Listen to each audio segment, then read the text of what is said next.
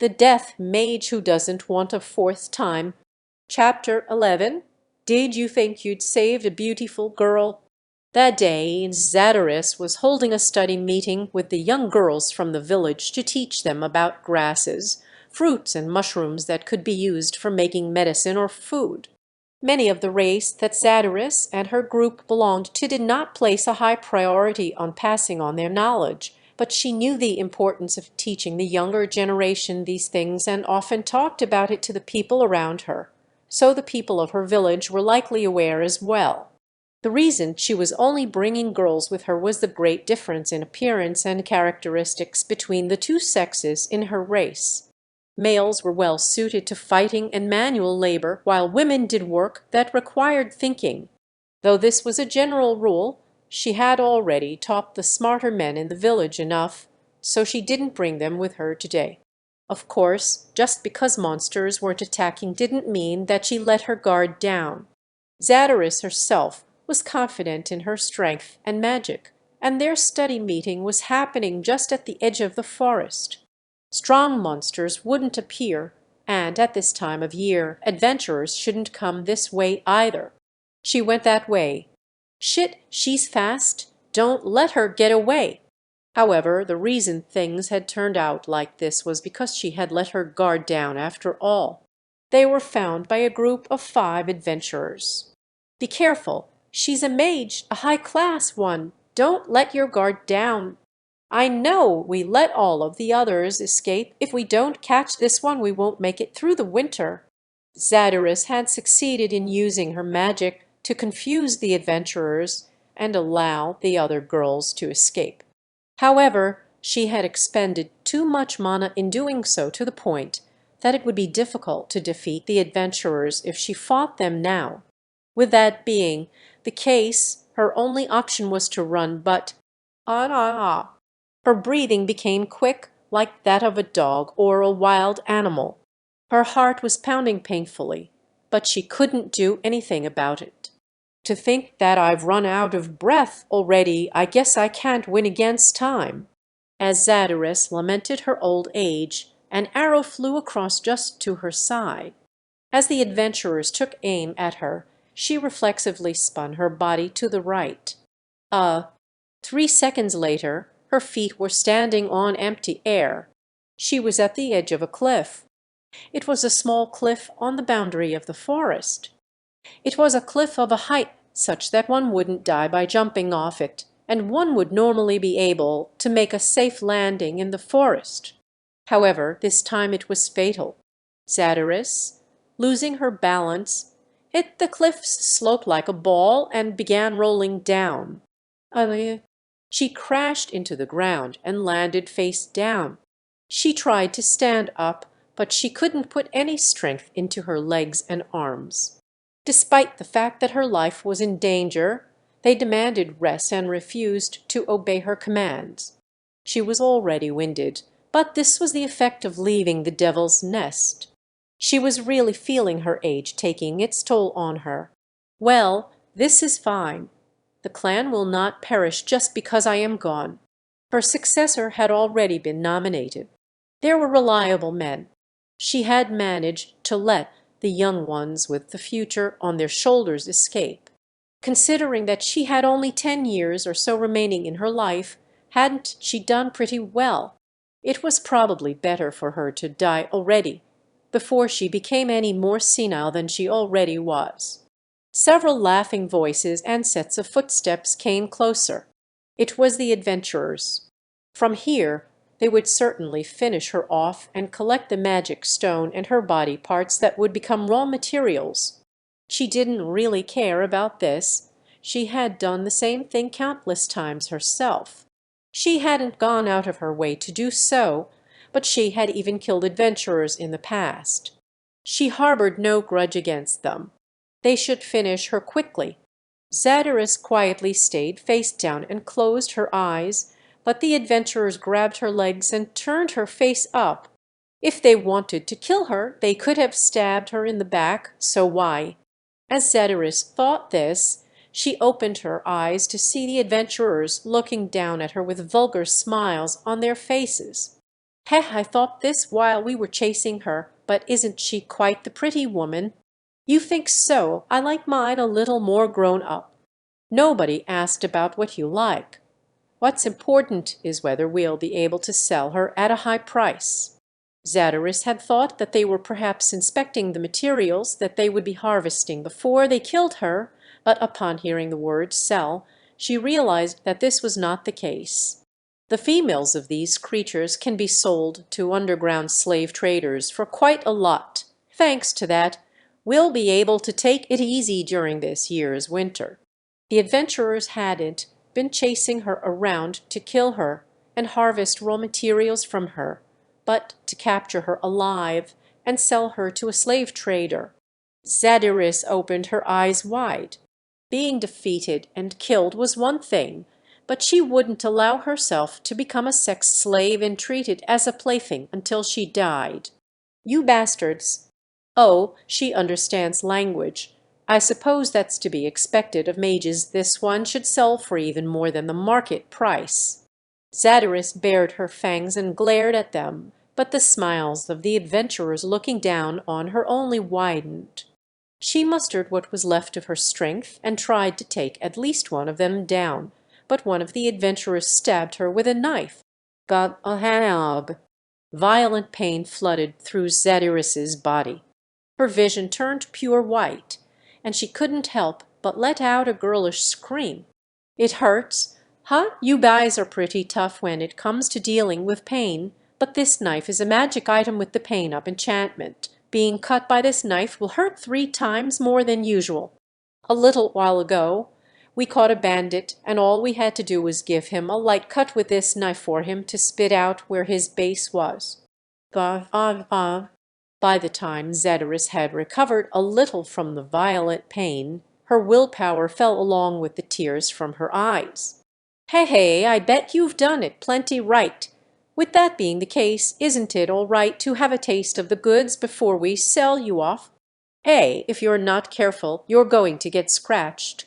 It's fine, but don't go overboard, and be quick about it. It'll be a pain if other monsters were to come." One of the adventurers lowered himself onto Zadoris to straddle her and began taking off her clothes. He exposed her gray-brown breasts and grabbed hold of them, but she didn't give the response that the man desired. TCH. Dissatisfied, the man reached for the knife that was still stuck inside Zadoris.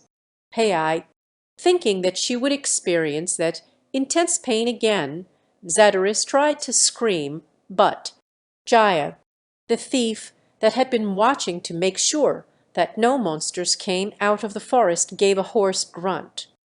There was an arrow protruding from the thief's back. Zadoris immediately thought that her allies from the village had come to save her.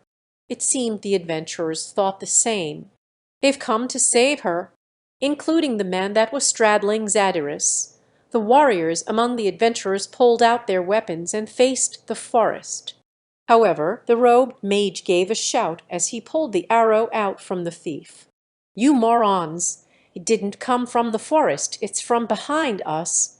Before the mage's eyes was a carriage moving at incredible speed while making very little sound, and a group of beasts made of bones. "You undead monsters! Why are they coming from the plain and not from the devil's nest?" "Who cares? More importantly, there's one of them with a bow and arrows. Hurry up and get in front of me." Shouting at his flustered shield-holding companion, the thief who had managed to avoid a fatal wound thanks to his leather armor put a potion to his mouth, and as the adventurers prepared to have him recover from his injury, Vandaleu's army attacked. Bone Man knocked another arrow into his bow and fired a second shot, but the thief managed to dodge it. It couldn't be helped, as Bone Man's skill with the bow was level 1. Vandaleu's options for long-ranged attacks were too limited. Perhaps he should have had Seria and Rita learn archery as well. As this thought ran through his mind, he released his spell towards the mage, who seemed to be chanting an incantation. A black mass of mana flew towards the mage. He immediately tried to block it with some kind of defensive spell, but the black mass absorbed and nullified it completely. Yua, that ghost carriage used some kind of strange magic. What the hell is this? The black mass covered the mage like a dome, but for now it seemed that it wasn't doing him any damage. Don't worry about that. Hurry up and chant your spell. The ones at the front holding swords, spears, axes, and shields stepped forward to meet the enemy, but in the next moment their well-prepared front line crumbled. "Ha! If you will not fall back, then I shall trample you." Sam, sitting in the driver's seat of the ghost carriage, gave a shout as he ordered an increase in speed. The faint, white horses gave a neigh as the carriage closed in on them at incredible speed. "Taj! Arun!" As the man with the shield gave a shout, the adventurers all jumped out of the way of Sam's path. No matter how powerful their defense was, even if they possessed shielding techniques such as stone shield and stone wall, they wouldn't be able to stop the high-speed travel plus charge combo of Sam, a three-horse carriage. Because they reacted quickly, they succeeded in avoiding Sam in time, and Sam performed a magnificent drift turn just 2 meters away from Zadoris's feet. This was something that he was only able to do because the spirit horses were a part of him.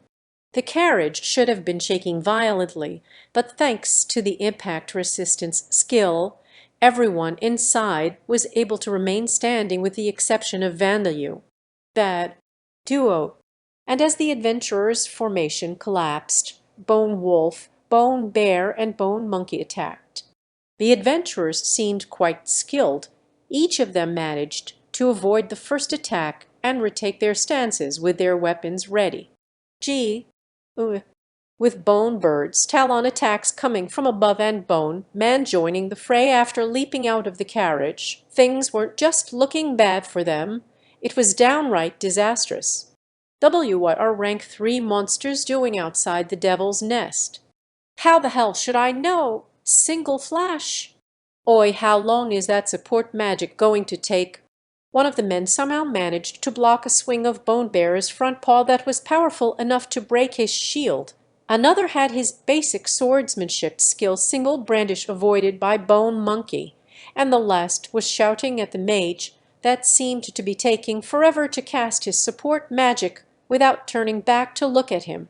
"Oh, flames, gather forth in my hand. It's no good, my magic, my mana is being absorbed, so I can't use magic."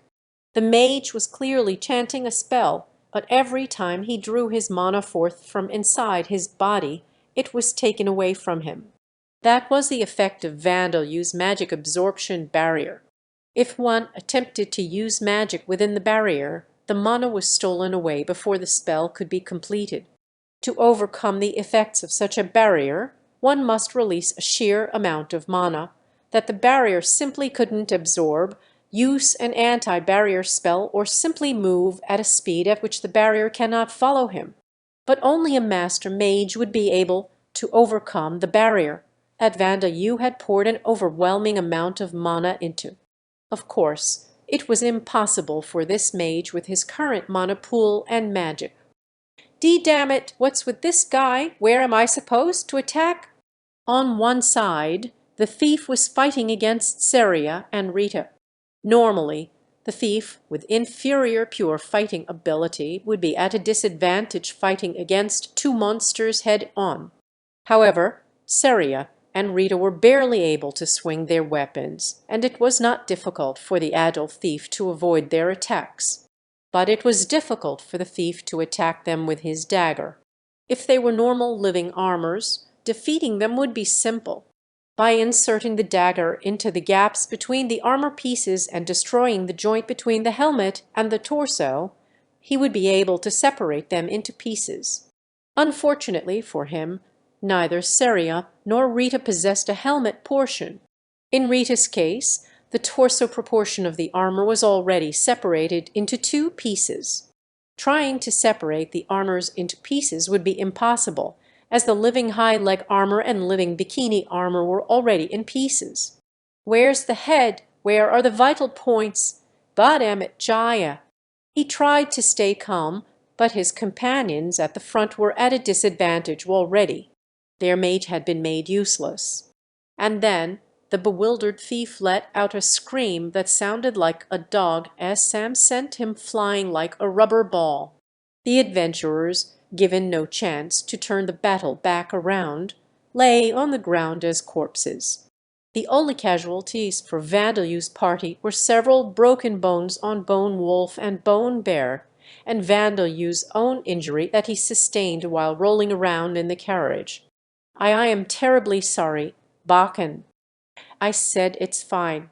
There was a deep, bleeding gash on Vandaleu's forehead, but as he possessed the rapid healing skill, it would heal within a few days.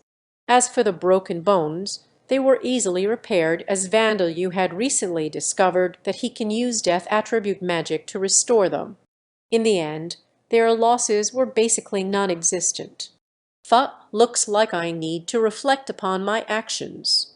However, Vandaleu was reflecting on his rash decision to attack these adventurers. The reason he won this battle easily was because his surprise attack had gone well. He had used death attribute magic that they had never seen before, and because they weren't all that skilled. He had checked the guild cards that were the identification documents issued by the Adventurers Guild, and according to those, these adventurers were D-class. If they had been C-class or higher, it was likely that he would have had the tables turned on him. Attacking adventurers whose strength he couldn't judge at a glance was a dangerous move. However, the option of leaving a girl to be attacked by these thugs was out of the question. Next time, we'll do our surprise attack better. End of self-reflection. Leaving the tasks of stripping the adventurers of their belongings, taking care of their corpses, and gathering information from their spirits until later, the first thing to do was to help the girl who had been attacked.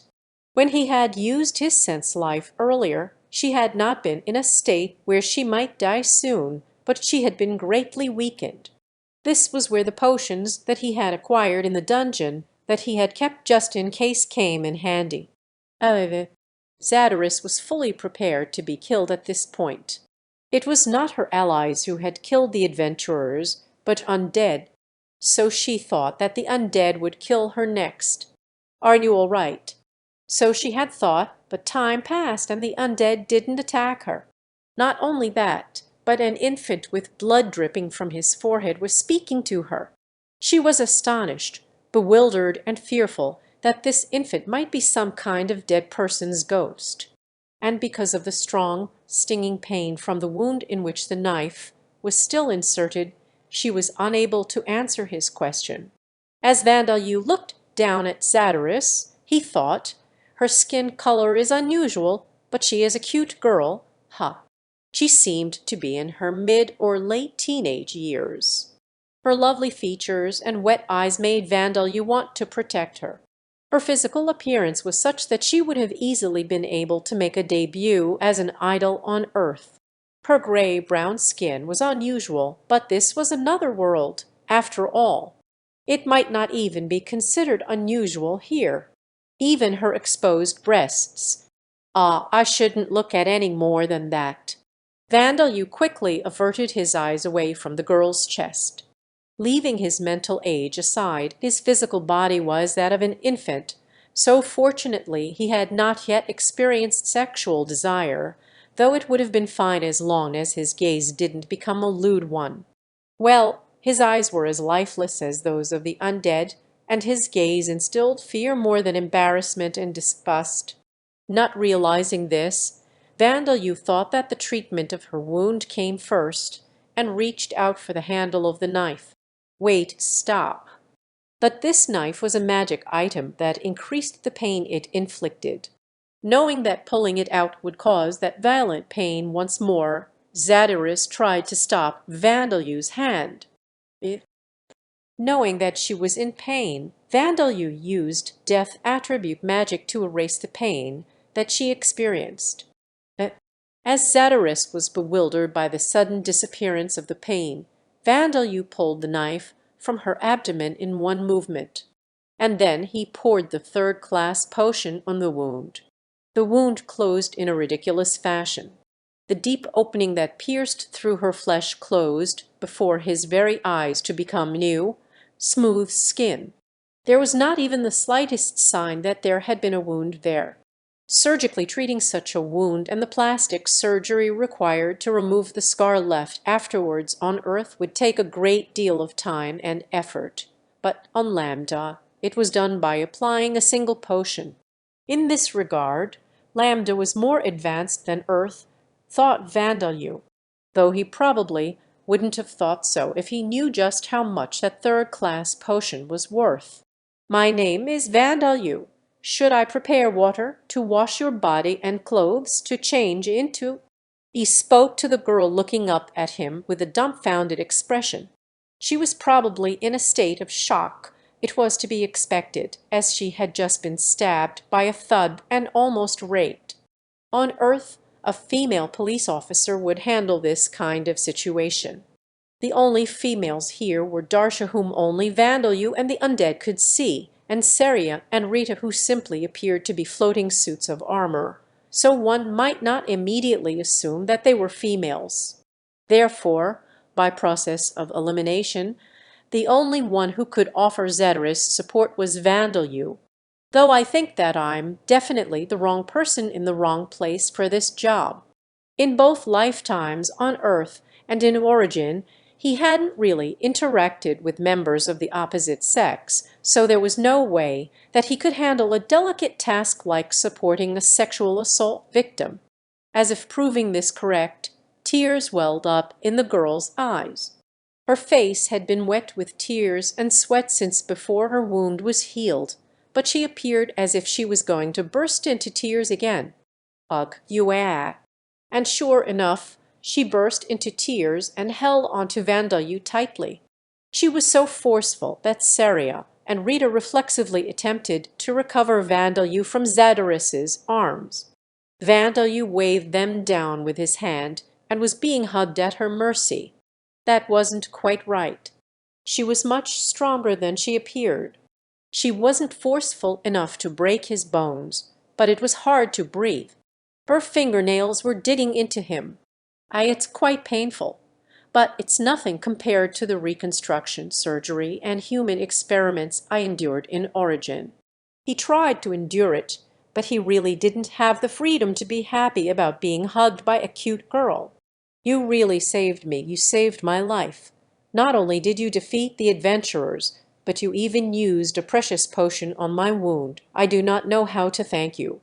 Translator's note: the way/tone in which Zadarus talks is like that commonly used by old men word choice, for example, using pronouns such as washi and nushi, ending sentences in ya instead of da. It's very difficult for me to convey this in an English translation. If it helps some of you imagining it, some female anime characters that speak like this off the top of my head include Shinobu from the Monogatari series and Horo from Spice, and Wolf. Note that both characters are actually hundreds of years old. Incidentally, Vandeleur talks to her in a respectful tone used when speaking to elders. I said, Vandeleur and his party were making their way through the Devil's Nest. They had waited until Zadarus had calmed down, stripped the adventurers of their equipment, and then ventured into the Devil's Nest. My apologies, the village is a little further, in order to take Zadarus home. The reason that her village was in the middle of a devil's nest ruled by monsters was that she belonged to a race generally considered to be monsters. We ghouls are resistant to pain, but that magic item put me through hell. On top of that, they were going to turn me into a sex slave and sell me off. Humans are scary. Indeed, Zadarus was a ghoul. Judging from the color of her skin, Vandeleur had thought that she might not be one of the races of people, but he hadn't imagined that she would be a ghoul. However, as Vandeleur sat in Zadarus's lap wrapped in her arms, he felt uncomfortable with just how different she was to the image of ghouls that he had in his mind. Ghouls are not undead. The image of ghouls in Vandalu's mind was that of undead monsters with long claws and fangs, strength greater than that of zombies, and a love for feasting on dead flesh. However, he could feel the comforting warmth from her body that he hadn't felt since Darsha had died, and his sense-life skill detected life in her. She might not be a human, but she was definitely a living creature. Bakken, we ordinary people are told that ghouls are higher-class zombies, not very different from vampires. According to Sam, ghouls were treated like an inferior species of vampires. They lived and had children. However, they were powerful monsters that attacked people, had great physical strength and resistance to pain, and secreted venom at the claws of their hands and feet. And they apparently turned freshly killed corpses into members of their own kind in some evil ceremony. We are not higher class zombies, but you are half correct, Sam. But according to Zadaris, the reality was quite different. Ghouls were apparently not an inferior species of vampire, but their lesser relatives.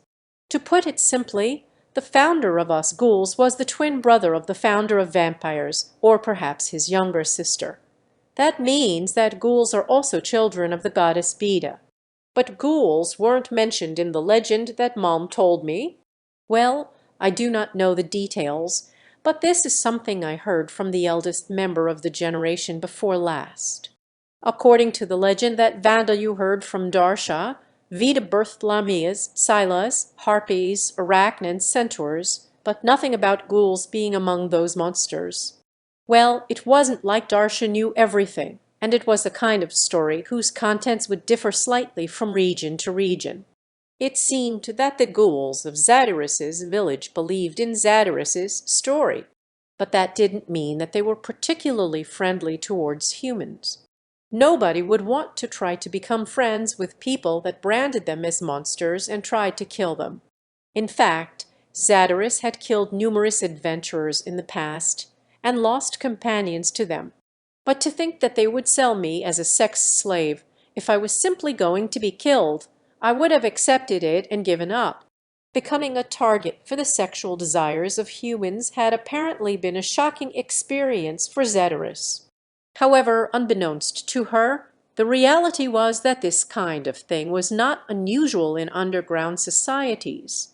If a monster species existed that only differed from humans by their skin tone and a small part of their bodies, then it was only natural that humans would think to buy and sell the females of that species as sex slaves. For heaven's sake, it is not as if they would think the same about a female orc. Do you not agree? In response to this question, Vandalu looked up at her and shook his head sideways. I think you are very attractive. Even after learning that Zadaris was a Ghoulanry evaluating her, she was still lovely in Vandalu's eyes. He thought that her yellow pupils and gray-brown skin were exotic, and her fangs resembled Yiba asterisk, so he found them cute. With her young-looking, curved cheeks and captivating lips, it wouldn't have been strange if she became Vandalu's first love if he had been a little older. Translator's note: Yiba are fang-like canine teeth that are considered cute in Japan. You can Google image it if you want to know what I'm talking about. Vandalu felt like he was missing out, but putting that aside, Zadaris would have been worth an incredible amount as a slave. So it is possible that those men attacked you not because they are fine with any women, but because they had their eyes on you from the very beginning. You should be careful from now on. Is something wrong? And no, it is nothing. In response to Vandalu saying that she was attractive, Zadaris's heart began to throb violently for some reason. Despite thinking, wait, what am I thinking about a child young enough to be called a baby, her heart didn't stop pounding. What a strange boy. He commands the undead and uses unknown magic. And when he stares at me directly, I feel strange. See, could this be the charming gaze of the vampires? Her knowledge about Dampiers was far from complete, so she somewhat misunderstood her own feelings towards Vandalu. It seems that is indeed the case. I shall have to take care from now on. I must also warn the women of the village. Someone like me with few years left to live was targeted. There is no guarantee that the younger ones will not be targeted as well. Zadoris was the eldest member of the ghoul community. She was apparently 290 years old this year, and the lifespan of a ghoul was apparently 300 years. It seemed that she was not lying when she said that she didn't have long to live. When Vandeleur had used his sense-life skill, he had felt a weak reaction from Zadoris. This was not because of the knife that she had been stabbed by at the time, but because of her age. Though she had the lively skin of a teenager without a single wrinkle, Zadoris gave a sigh as Vandeleur said this to her.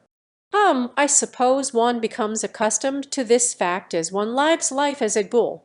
Us ghoul women's physical appearance stops changing at the age we bear our first child, but most people in the village have a good idea of how old the women are. What is wrong? Boy, are you sleepy?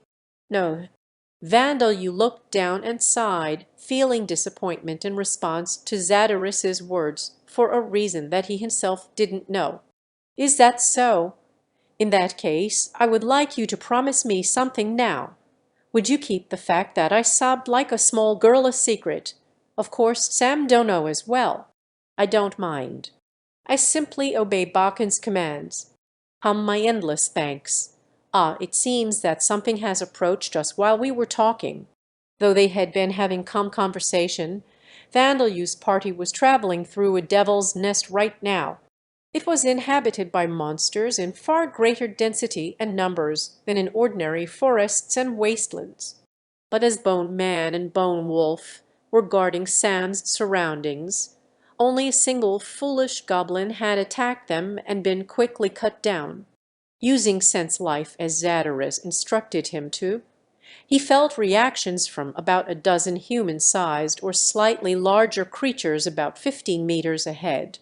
However, there was no reaction from the constantly active danger sense, death, so it seemed that it was not a group of bloodthirsty monsters waiting to ambush them. Lappen, just keep going forward for now, I suppose. Because they were in a forest, having Bone Bird scout from the sky was likely to be ineffective, so he simply decided to wait and see what would happen. From the shadows of the trees and bushes, monsters emerged. The monsters had a roughly human-like shape. However, their heads were those of lions proud, ferocious-looking kings of the forest with bare fangs and disheveled manes. The skin below their necks was gray-brown, and the length of their arms stood out to the eye. Their arms were so long that their fingers would reach the ground even if they stretched their backs up to stand up straight. However, one could also not overlook the fact they possessed the tough, flexible musculature of wild carnivores. Even though the goblins were humanoid monsters just like them, these were clearly different from goblins. However, for some reason, these monsters approached not with the intent to kill, but feelings of bewilderment. Everyone, you have come out to greet me. With those words, Zadoris stood up, still holding Vandeleur in her arms. Elder Sama, we were going to help, but why have you brought undead with you? We are happy that you are safe. But what are these things? The monsters spoke with a low tone that sounded like growling, but also quite skillfully considering that they were doing so with the mouths of lions. As Vandeleur was feeling just as bewildered as they were about the current situation, Sam whispered to him, Bakken, I have heard that ghoul male and fee. Men and women are greatly different in their appearances. Though this is my first time seeing it for myself, Zadoris completely resembled a human other than her fangs and the color of her skin. But on the other hand, the appearance of the men was not human at all, even though they were all of the same race. Yes, I was in danger when adventurers attacked me, but I was saved by this boy. The undead are under this boy's command. That small boy defeated the adventurers, and he commands the undead.